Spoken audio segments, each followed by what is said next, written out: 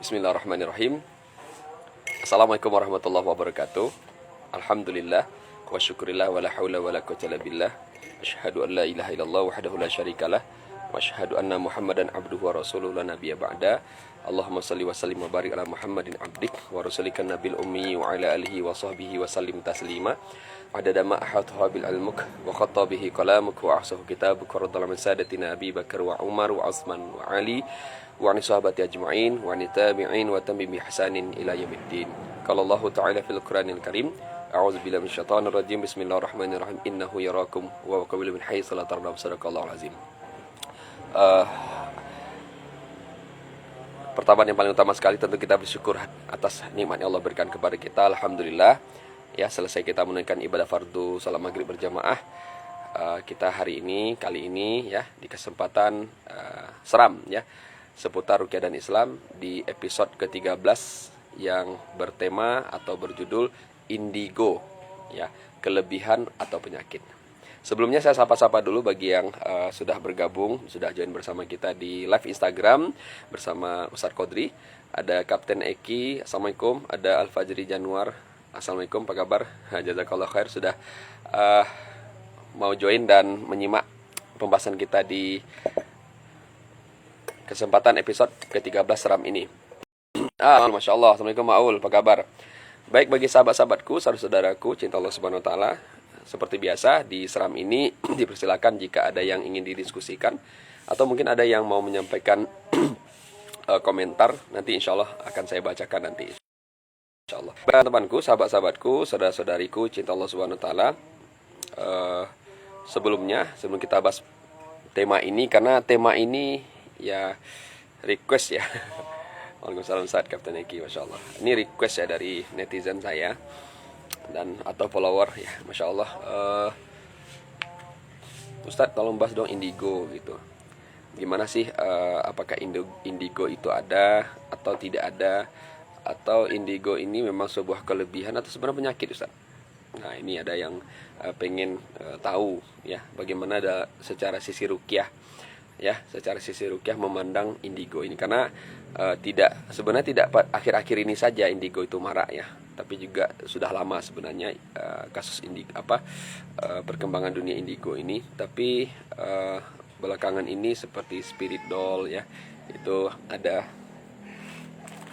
potensi indigonya masuk di situ juga. Kemudian ya banyak lah pokoknya ya, terutama terkait masalah apa yang terjadi di tahun 2022 begitu, sampai banyak para yang mengaku ataupun yang memang ada kondisi pada dirinya mengalami indigo. Katanya dia prediksi begini-begini pada tahun 2022 itu akan terjadi begini, baiknya ini, buruknya ini di Indonesia. Nah, ini seperti apa sebenarnya Islam membahas. Waalaikumsalam Tuan Guru, alhamdulillah sehat Tuan Guru, Masya Allah Bang Aul. Sekali-kali kayaknya kita siapa yang bersedia kita buat ini lagi sepertinya ya, meet and greet ya kan. Jadi seramnya itu ada live-nya, kemudian ada ada offline-nya begitu. Jadi bagi yang mau hadir nanti kita ngumpul di mana begitu kan, keren juga tuh. Gimana Kapten Eki, Bang Aul dan Bang Fajri? Kalau setuju, nah nanti bisa kita gagas ya kan sambil ngopi-ngopi. Ini kali ini saya menikmati kopi Sevel ya, produk HNI ya. Kebetulan saya sekarang berada di depan rumah Syed Al-Korni. Sekali-sekali buat outdoor gitu kan. Jadi kalau ada tetangga yang lewat mungkin bisa bisa ngobrol sebentar. Tapi alhamdulillah kayaknya nggak ada ya. Ini pada maghrib insyaallah. Baik, indigo. Nah, indigo ini apa sebenarnya gitu. Jadi dari literatur yang saya baca, dari sumber-sumber yang saya kumpulkan dari ruqyah tahun 2004 ya. Nah, tentang orang yang punya kemampuan khusus ya. Apakah memang ada orang yang punya kemampuan khusus gitu, bisa melihat begitu. Wah, setuju Tuan Guru, ayo gas. Boleh juga. Ini tanggal berapa nih? Tanggal 12 ya. 12 tambah 7. Wah, pekan depan mantap juga nih Maul. Ya, siapa yang bisa aja lah. Nongki di mana kita kan. Nah, itu kita bahas. Artinya nanti bisa live bareng lah, atau kopdar ya kita insya Allah. Tapi nggak bisa banyak-banyak. keterbatasan keadaan kita hari ini, walaupun sudah lumayan ya alhamdulillah secara pandeminya, tapi tetap mesti kita jaga jarak dan sebagainya. Baik, ikhwafillah. Jadi apakah betul ada orang yang bisa melihat? Nah, Bang Wira, assalamualaikum. Masya Allah, coach trainer ya, salah seorang trainer ternama di Provinsi Riau ya, sahabatku, sahibku, friends, brothers, Wira Ramli, selamat bergabung. Ini kita bahas indigo nih Bang Wira. Silakan kalau ada komentar atau respon atau pandangan-pandangan tentang indigo, silakan boleh disampaikan di kolom komentar, nanti saya coba bacakan. Apakah benar ada orang yang bisa, apakah ada memang orang yang punya kemampuan khusus gitu? Kemampuan khusus dalam arti kata dalam hal supranatural ya. Artinya dalam dunia kegoiban ya, mengetahui masa depan dan bisa langsung mengetahui walaupun orang belum menceritakan masalahnya dia sudah tahu gitu kan. Atau bisa melihat-lihat makhluk yang tidak terlihat secara indera jasmani atau fisiknya, apakah memang ada seperti itu, dan ya banyaklah yang lainnya gitu, apakah ada gitu. Nah sebelumnya kita masuk dulu dalam pandangan literatur yang saya baca dan saya kumpulkan dari sumber-sumber dan narasumber yang memang kafaah di bidangnya. Jadi alhamdulillah kita walaupun seorang peruqyah. Waalaikumsalam saudaraku, sakur di motivator guru senam dan digandrung ibu-ibu. Ya iya dong. Ya langsung aja kita lanjut. Ya, kita di dunia ruqyah. Jadi 3 saja nih perlu saya, Masya Allah, Bang Dedi. Apa kabar Bang Dedi sambil ngopi? Sevel. Ya, 3 saja sebenarnya diri manusia ini. Pertama masalah medis, kemudian masalah psikologis, kemudian masalah mistis. Ya, manusiawinya itu 2 ya, medis dan psikologis. Sedangkan masalah mistis ini hal yang di luar manusiawi. Artinya itulah disebut dengan orang kelebihan-kelebihan itu. Nah, ada orang langsung tanya aja, anak indigo itu apa terkait jin asap? Nah, keren nih. Nanti kita review lagi. Diingatkan kan Bang Wiraya. Oke.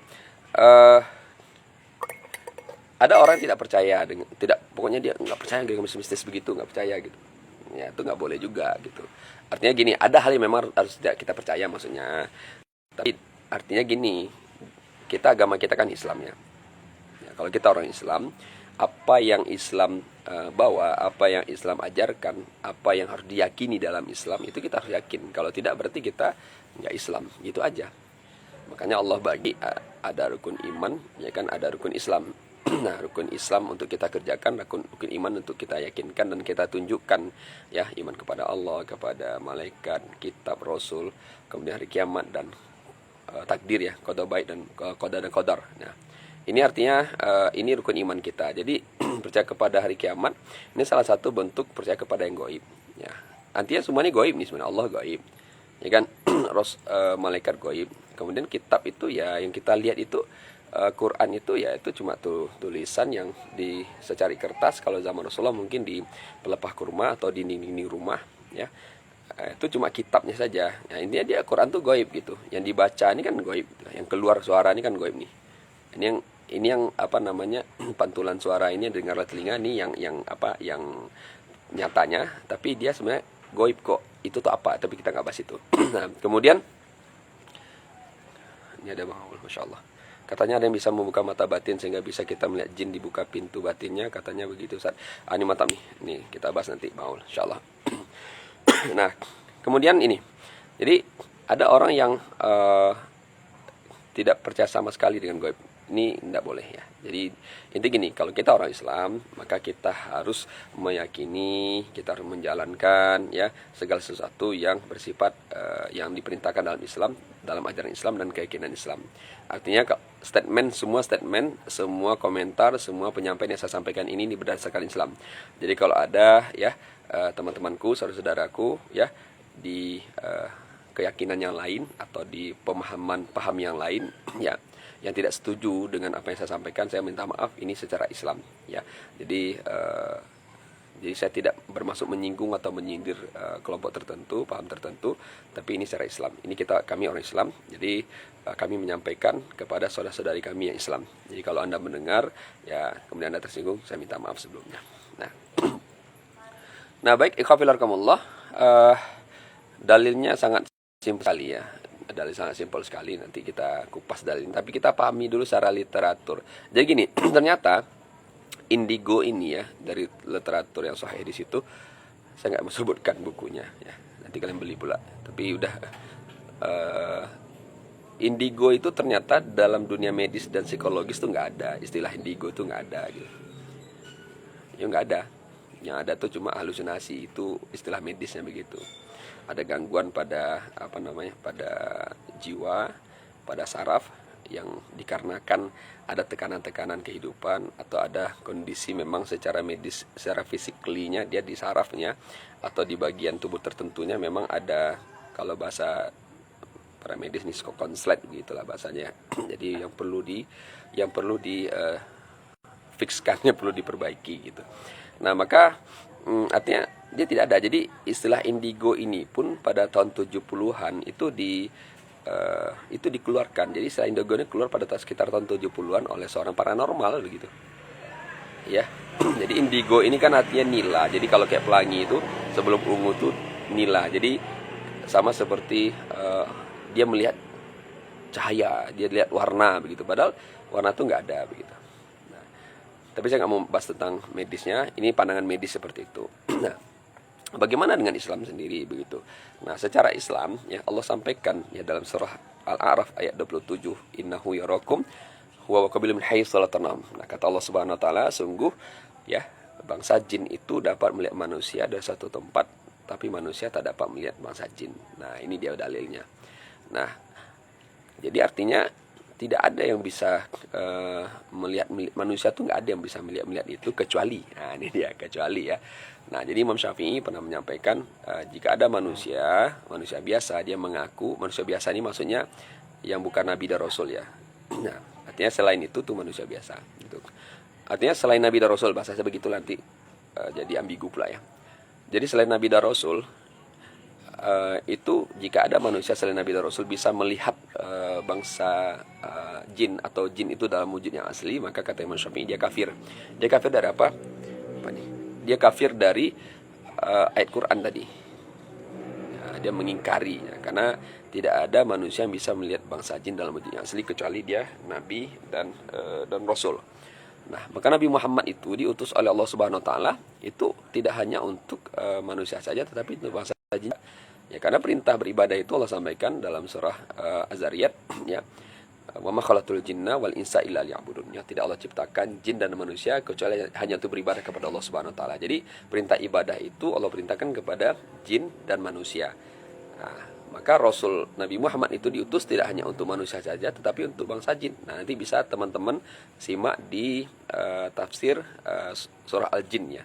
Bagaimana Rasulullah diundang kemudian mengisi pengajian atau mengisi majelis taklim atau ilmu, mengisi thalabul ilmi di golongan bangsa jin yang diundang ketika itu Rasulullah mengisinya. Jadi ada dalilnya ada di situ. Nah, jadi Nabi itu langsung melihat wujud asli. Nah, bagaimana dengan manusia yang bukan Nabi begitu? Nah, manusia bukan Nabi. Nah, ini sangat sangat masyhur sekali, sangat terkenal sekali cerita ini, hadis ini, riwayat ini sangat masyhur sekali. Apa itu? Nah, jadi kalau Umar bin Khattab lewat di suatu lembah atau Nabi Umar bin Khattab lewat, itu kan kata Rasulullah jin itu larian gitu.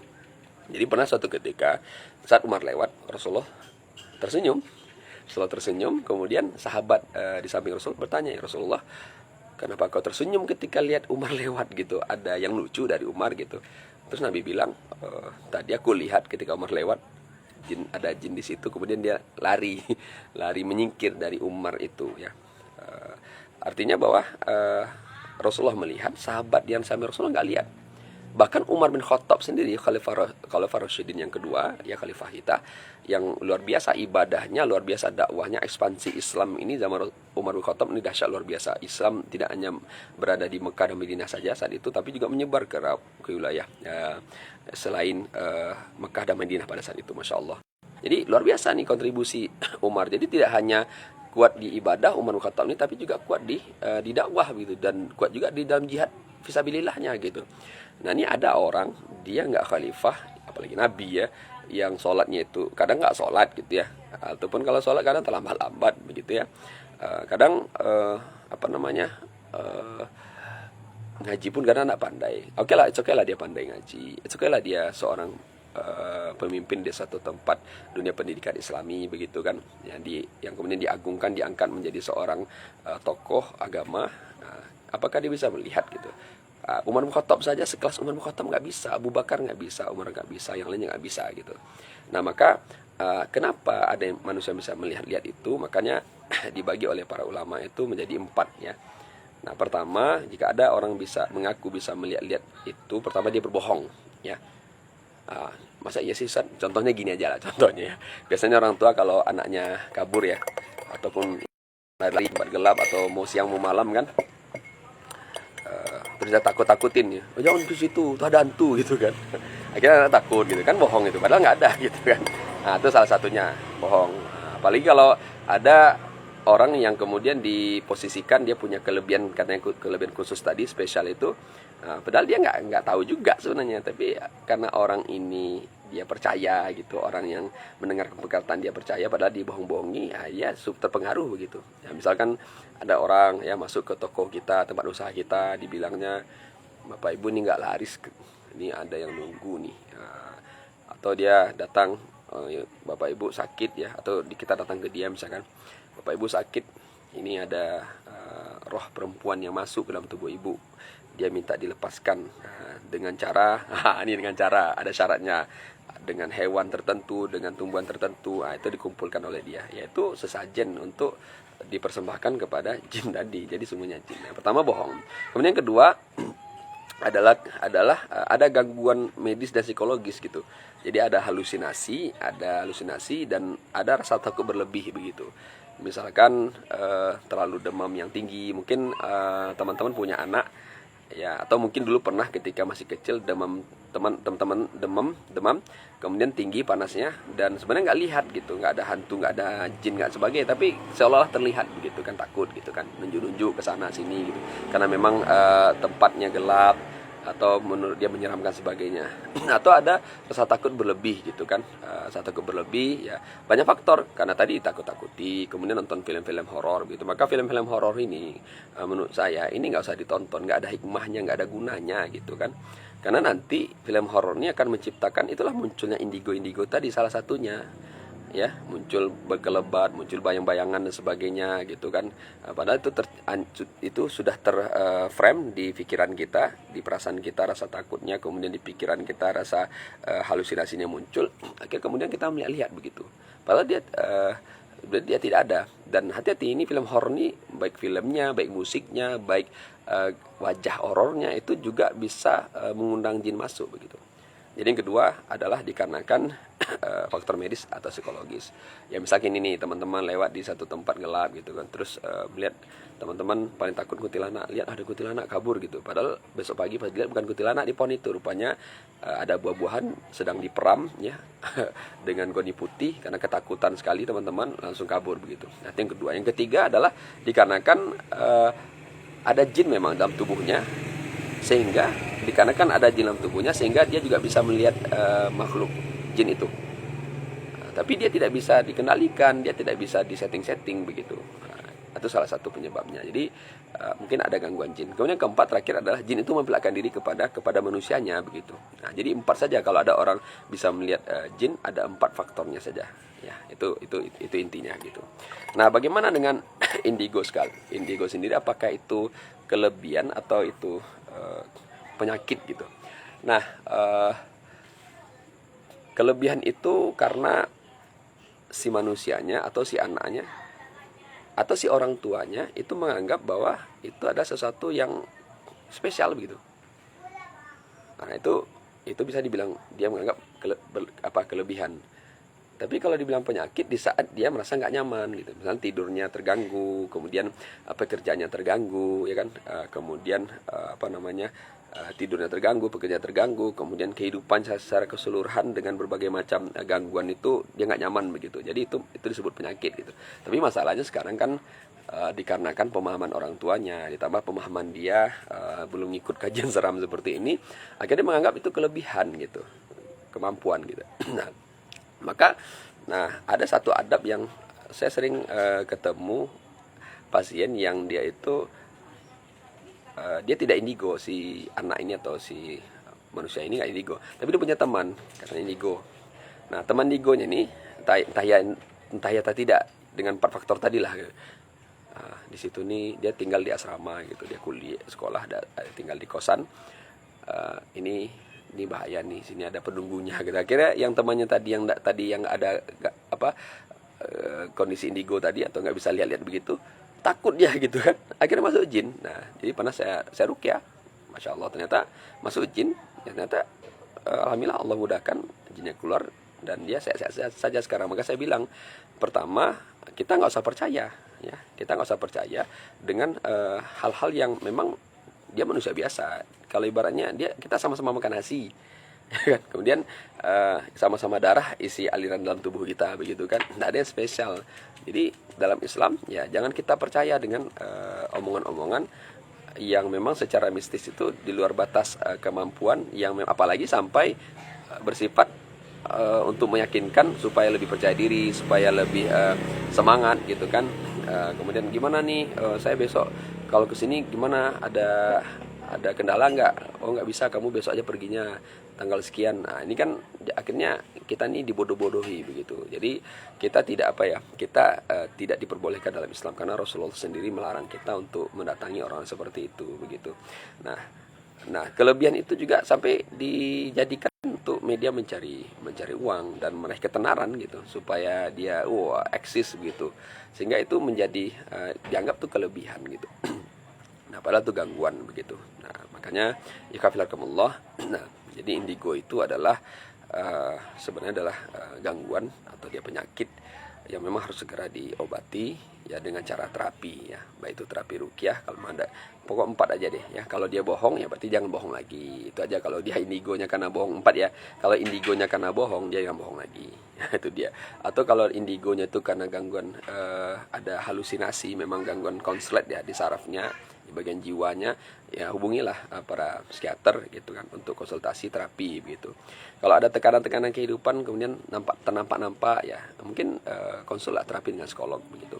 Kemudian kalau dia lihat-lihat itu terjadi perubahan pada dirinya, nggak nyaman, sudah ke psikolog dan sudah ke medis, ternyata tidak ada perkembangan atau nggak ada diagnosa sebagainya, ya bisa jadi itu gangguan jin. Yang ketiga tadi ya, dia ada jin dalam tubuhnya, maka dia diruqyah gitu. Jadi kalau kan tadi masalah indigo itu 4. Pertama, kalau indigonya karena dia bohong, maka dia bohong. Jadi kalau indigonya karena bohong, supaya hilang indigonya, ya dia nggak boleh bohong lagi. Kemudian kedua, kalau gangguan medis dan psikologis karena ngerasa takut berlebih atau ada gangguan saraf, halusinasi sebagainya, datangi dokter dan psikolog ya. Kemudian ketiga, kalau dia karena gangguan jin, diruqyah. Kalau keempat ya, kalau jin memperlihatkan diri pada dia, ya maka perbanyak berzikir ya, kemudian jaga wudu, kemudian baca bismillah setiap aktivitas begitu kan, kemudian jaga ibadah sholatnya, jaga ibadahnya ya, hindari maksiat. Nah seperti itu tips dari saya dalam tema indigo, kelebihan atau penyakit di seram episode ke-13 ini. Baik, sambil kita baca-baca nih dari Bang Wira. Ini Bang Wira dulu ya, Bang Wira yang nanya. Bang Wira masih station ya. Anak indigo itu apa terkait jenazah? Kalau terkait jenazah, Bang Wira, dilihat saja dulu. Kalau jenazah dilihat saja. Nanti kalau misalkan Bang Wira nih ya, lihat saudara Bang Wira ada nggak seperti itu, atau lihat orang tua Bang Wira, atau lihat kakek nenek ya. Jadi kalau nasab itu dia tidak akan terputus begitu. Cek aja.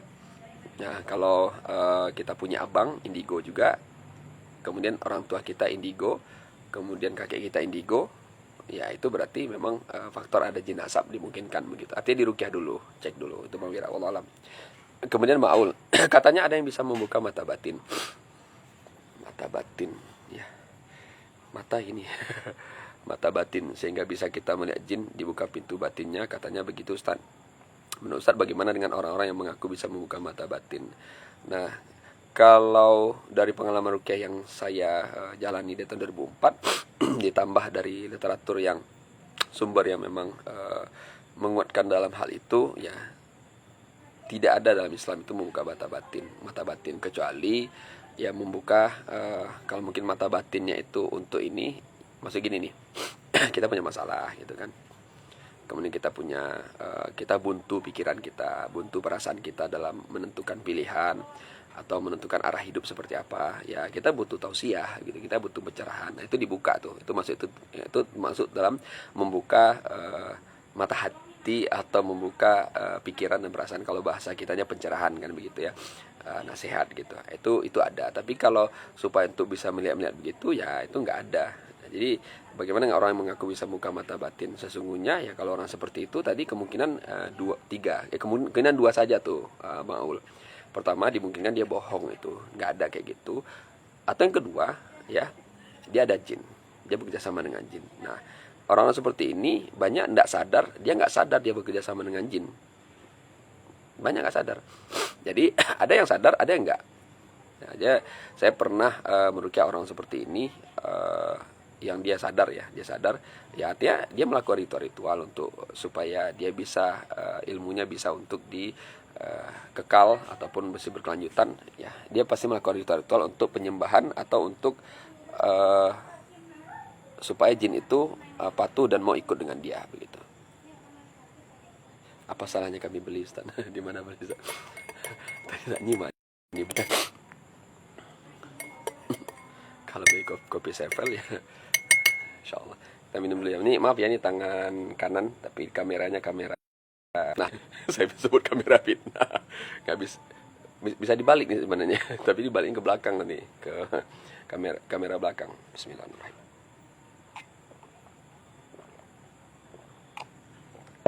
Baik, silakan teman-teman. Ada pandangan apa tentang dunia perindigoan? Silakan. Pernah punya teman nggak, atau pernah mengalami pengalaman nggak ada berkelebat begitu, atau ada yang melintas-lintas? Ya artinya ada hal yang nggak wajar lah dalam kehidupan.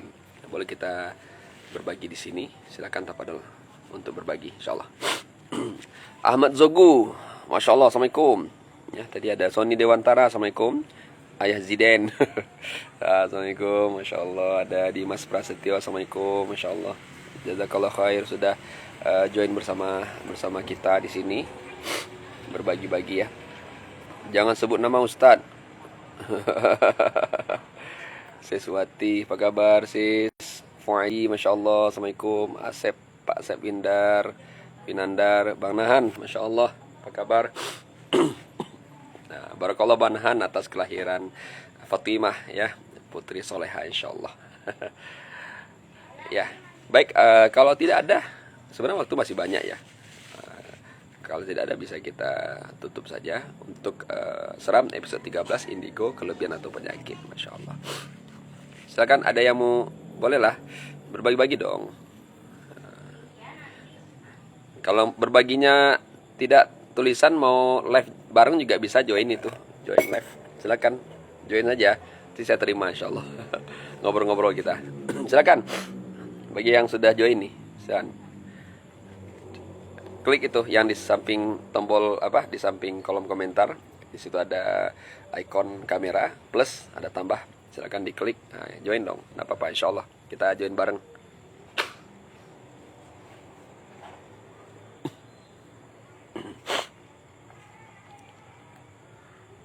Bang Ul boleh kalau mau join, Pak Wira. Silakan. Kita terima. Dodi Asmara. Insyaallah. Assalamualaikum saudaraku Dodi. Sis, ada yang mau disampaikan sis? Silakan. Siswati, terkait dunia mistis perindigoan ini. Ya artinya sekali lagi saya sampaikan, jangan sampai kemudian kita percaya dengan hal begitu, dengan orang indigo ini. Jadi jangan, apalagi sampai kita takut ya, apalagi sampai kita menggantungkan kehidupan kepada mereka, ini jangan sampai ya, bahaya nih. ini akhirnya kita ketergantungan hidup dengan mereka. Bagi saudara-saudaraku, teman-temanku yang mengalami indigo, saya sarankan segeralah untuk terapi begitu, agar hidupnya aman, agar hidupnya normal gitu. Tapi kalau memang tidak bisa juga diterapi, yakinlah insya Allah bisa tuh, berupayalah. Tidak tidak ada yang tidak ada solusi dalam Islam, tidak ada yang tidak ada solusi dalam agama Allah ini. Oke, Baul. Waktu dulu sih Ustadz, rumah saya pernah dilempari jenglot. Ada jarumnya 5, cuma kami buang ke sungai. Sebenarnya bagusnya diapain Ustadz kalau nemu seperti itu? Jadi kalau ketemu begitu, pertama Baul dan kawan-kawan teman-teman semua, jangan takut. Jangan takut. Jadi apapun bendanya, jangan takut. Jangan takut. Kalau kita takut, itu kejadian. Nah, karena dia bisa masuk dari rasa takut, Baul. Makanya dia masuk di mana? Misyaril waswasil khannas. Ada waswas, ada rasa khawatir, ada rasa takut. Nah, dari jiwa itu dia akhirnya kejadian yang kita takuti itu. Jadi kalau nampak benda-benda gitu, kayak lihat itu aja, lihat batu gitu, kayak lihat keramik, kayak lihat pasir gitu aja. Nggak usah terlalu nggak ada spesial tuh benda-benda gitu tuh. Nah, jadi, kalau ketemu gimana? Ya itu bagus tuh, dibuang ke sungai, bagus itu. Tapi ingat ya, kalau sekiranya bendanya merusak lingkungan, jangan sampai ya dibakar aja, nggak apa-apa.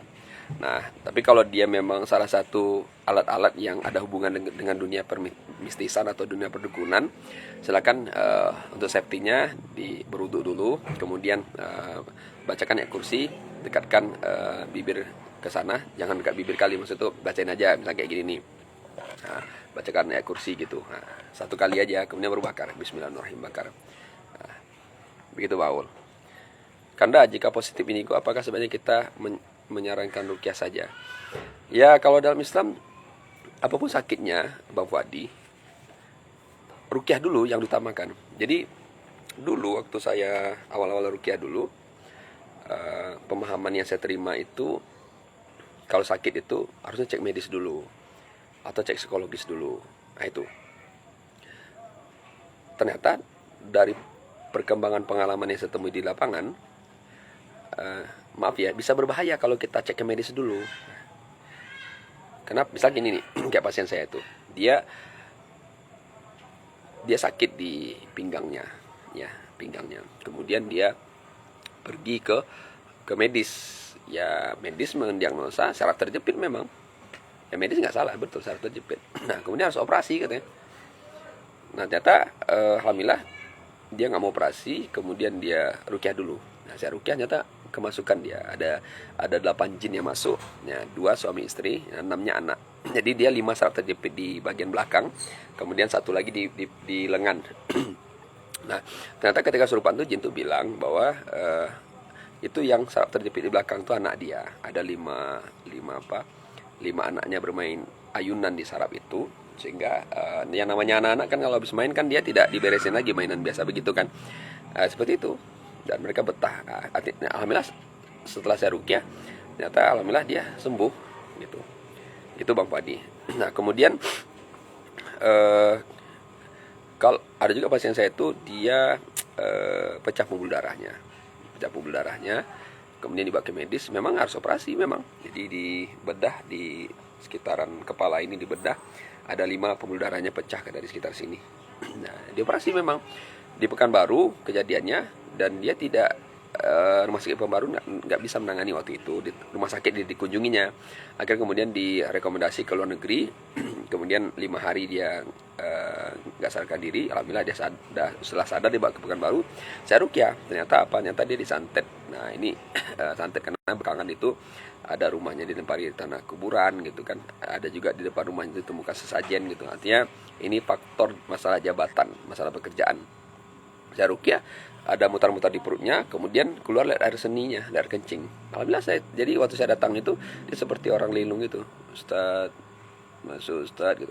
Setelah rukyah alhamdulillah dia langsung jogging di luar gitu, di halaman rumahnya gitu. Masya Allah. Jadi saran saya, apapun sakit, mau medis, mau psikologis, ya kan, itu dirukyah dulu. Nah tapi kecuali misalnya patah gitu kan, patah sebagainya. Nah ini memang harus bukan kecuali, ini memang harus dirukyah dulu. Jadi kalau kita sakit ya, tangan kita mana sakit, nah misal patah tangan kita tuh, bisa jadi tuh patah kena jin. Nah maka pegang pegang tangan kita, gitu kan. Karena ada rekayasa, karena bukan patah medis, tapi memang jin itu merekayasa seolah patah, nggak bisa digerakin. Pegang dengan tangan kanan, ya kan. Kemudian baca doanya dari Rasulullah itu, yang doa untuk sakit di titik tertentu itu kata Rasulullah baca Bismillah 3 kali, Bismillah, Bismillah, Bismillah, A'udzu bi'izzatillahi wa qudratihi min syarri ma ajidu wa uhadzir 7 kali. Nah, ini baca. Jadi kalau sekiranya langsung bagus, berarti jinnya sudah pergi. Tapi kalau tidak, nah baru ronsen. Ya, kemudian lakukan penanganan medis gitu. Maksudnya demam juga. Anak saya demam, saya rukyah dulu. Nah, pernah anak saya itu demam, saya rukyah, langsung alhamdulillah turun drastis. Maaf. Alhamdulillah turun drastis demamnya. Ya, nggak jadi saya bawa ke medis. Tapi ada kalanya anak saya demam, saya rukyah, kemudian dia tidak turun demamnya. Saya pakaikan obat sunnah dulu, ya, obat herbal dulu. Ya, alhamdulillah belum turun juga. Ini suhunya sudah tinggi, saya bawa ke dokter. Nah, alhamdulillah turun panasnya, ternyata memang murni medis gitu. Jadi cek medis dulu Bang Fadi. Cek rukyah dulu. Ya, rukyah bukan harus datangi ustaz juga. Baca yang biasa saja. Baca aja, pegang tempat yang sakit kepala atau sakit gigi. Baca Al-Fatihah 7 kali, sunahnya. Sahabat kan begitu tuh. Kemudian baca Bismillah, Bismillah, Bismillah, A'udzu bi'izzatil qudrati min syarri ma ajidu wa uhadzir 7 kali. Bismillah, Allahu Akbar. Kalau sekiranya hilang, berarti ini rekayasa jin. Nah, tapi kalau dia tidak hilang, ya udah, baru lakukan secara obat herbal dan obat medis seperti itu. Baik, qabilakumullah, masyaallah. Sudah tanpa terasa ya, sudah mau masuk jadwal Isya, waktu Isya. Ya, kita akhiri dulu program kajian kita seputar rukyah dan Islam, seram episode ke-13, indigo, kelebihan atau penyakit. Baik, mudah-mudahan bermanfaat buat kita semuanya, dan mudah-mudahan bisa memberikan solusi sedikit banyaknya. Jika ada yang ingin ditanyakan, silakan di DM di Instagram saya, atau boleh di chat di WA di 0823 8898 4553. Dan jangan lupa simak terus kajian seram. InsyaAllah kita akan istiqomahkan setiap Rabu ba'da maghrib, ya, walaupun singkat sebentar tapi padat, bermanfaat, dan insyaAllah dunia akhirat. Kita tutup dengan Alhamdulillahirrahmanirrahim. Mohon maaf atas segala kekurangan khilapan. Subhanaka Allahumma bihamdika asyhadu an la ilaha illa anta astaghfiruka wa atubu ilaik. Wabillahi taufiq wal hidayah. Wassalamualaikum warahmatullahi wabarakatuh. Sampai ketemu di episode ke-14.